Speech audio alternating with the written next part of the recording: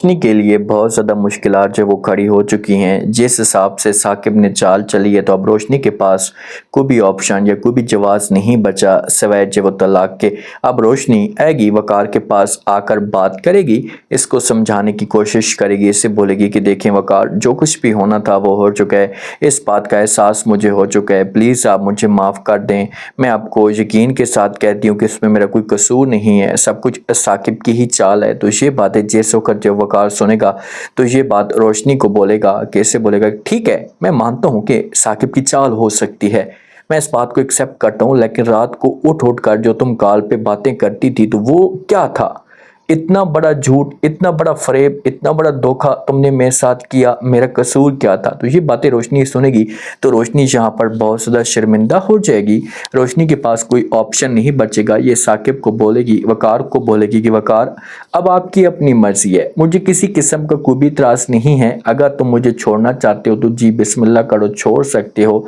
मैं आपको जो कुछ भी नहीं कहूँगी, लेकिन एक बात याद रखना कि जिस दिन तुम्हारे सामने असलियत आ जाएगी, जिस दिन तुम्हें इस बात का लग पता चलेगा कि मेरा कोई कसूर नहीं था, तो उसके बाद हो सकता है कि आपके हाथ से सब कुछ निकल जाए। अब सारी जो बात आई हुई ना एमा के ऊपर आई हुई है कि एमा यहाँ पर क्या करती है और क्या ये अपनी गलतियों को सुधारने की कोशिश करती, क्योंकि इसके पास सारे सबूत हैं और इसके पास चांस भी है कि अगर ये जाकर गवाही देती है, ये जाकर समझाने की कोशिश करती है वकार को कि भाई इसमें रोशनी का कोई कसूर नहीं है, तो सब कुछ जो बेहतर हो सकता है। अपने ऑफिस में वकार बैठा होता है, एमा जाती है, जाकर बात करती है, इसके सामने कुछ प्रूफ रखती है, तो वकार जो होता है एमा के साथ किसी किस्म की कोई बात नहीं करता, इससे कहते हैं कि चली जाओ यहाँ से, मैं तुम्हारे साथ बहस नहीं करना चाहता, आज के बाद मेरे ऑफिस में भी आपने नहीं आना। फमीना जो होती है ना, ये रोशनी के पास आती है, रोशनी को कहती है कि देखें मैं तो आपको अच्छा समझ रही थी और मैंने हर लिहाज से आपकी फेवर में बात की, एमा ने आपको डसने की कोशिश की लेकिन मैंने उसकी कोई बात नहीं मानी, मैंने आपका साथ दिया, लेकिन तुमने मेरे भाई के साथ इतना बड़ा धोखा, इतना बड़ा फरेब, क्यों उसे इतना बड़ा धोखा दे रही थी? तो ये बातें रोशनी सुनेगी तो समझाने की कोशिश करेगी। फमीना आपे को कहेगी कि भाभी चांद आपकी अपनी मर्जी है, आप जो बात भी कहना चाहती हैं कह सकती हैं, मैं ये सब कुछ बर्दाश्त करूंगी, लेकिन क्या आपको लगता है कि मैं ऐसा करने वाली हूँ? क्या आपको यकीन है कि मैं ऐसा का धोखा दे सकती हूँ वकार को? इतनी मुश्किलात आने के बावजूद भी मैंने उसका साथ नहीं छोड़ा, मैं उसके साथ जब वो खड़ी रही तो अब एक छोटी सी मुश्किलात आई है मेरे ऊपर, मैं उसका साथ छोड़ दूंगी नहीं। ये सारी की सारी उसकी साजिश है, ये सारी की सारी उसकी चालें हैं, ये बंदा मुझे नुकसान पहुँचाना चाहता था जिसकी वजह से सब कुछ किया है। फमीना आएगी, एमा के पास आकर बात करेगी, इसे समझाने की कोशिश करेगी कि तुम्हारी जो बहन है ना इस वक्त बहुत ज़्यादा दलदल में या मुश्किल में फंसी हुई है और एक तुम हो कि तुम उस मुश्किल से इसे निकाल सकती हो, आपको ये सब कुछ करना होगा। ये बातें जैसे कर जब वो एमा सुनेगी तो ये साफ अल्फाज में इनकार करेगी, फमीना को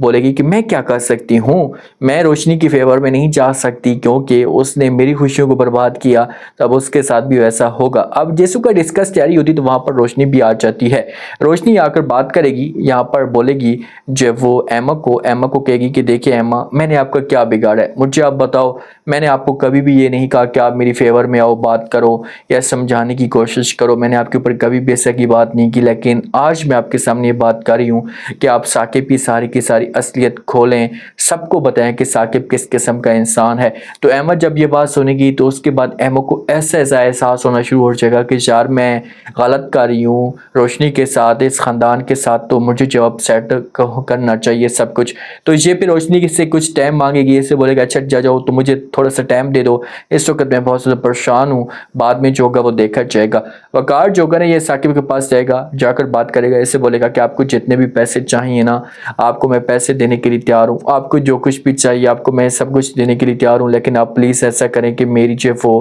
बेगम की तस्वीरें डिलीट कर दें, ख़त्म कर दें सब कुछ। तो ये बातें साकिब सुनेगा तो ये मुस्कुराना शुरू कर देगा, यहाँ पर साफ अल्फाज में इनकार करेगा वकार को बोलेगा कि देखिए वकार, मैं तो आपको पहले भी कहता था, मैं तो पहले भी आपके सामने मैंने सबूत रखे, लेकिन आप तो बड़ी तारीफें करना शुरू हो चुके थे, बड़ी बड़ी गवाहियां दे रहे थे कि भाई मेरी बेगम ऐसी नहीं है, मेरी बेगम वैसी नहीं है, तो आज देख लिया कि आपकी बेगम कैसी है, तो अब तुम आकर मेरे सामने भीख मांग रही हो। अच्छा ठीक है, मैं कीमत मांगूंगा तो क्या तुम वो अदा कर सकोगे? तो वकार बोलेगा कि जी। तो साकिब इसके सामने रोशनी की डिमांड रखेगा, क्या मुझे जो वो रोशनी दे दे। एमा आएगी वकार के पास, आकर बात करेगी, इससे बोलेगी कि आप जो समझ रहे हैं ये बिल्कुल गलत है, इसमें रोशनी का कोई कसूर नहीं है। तो जब वकार ये सब कुछ होने का बड़ा शॉक्ड हो जाएगा।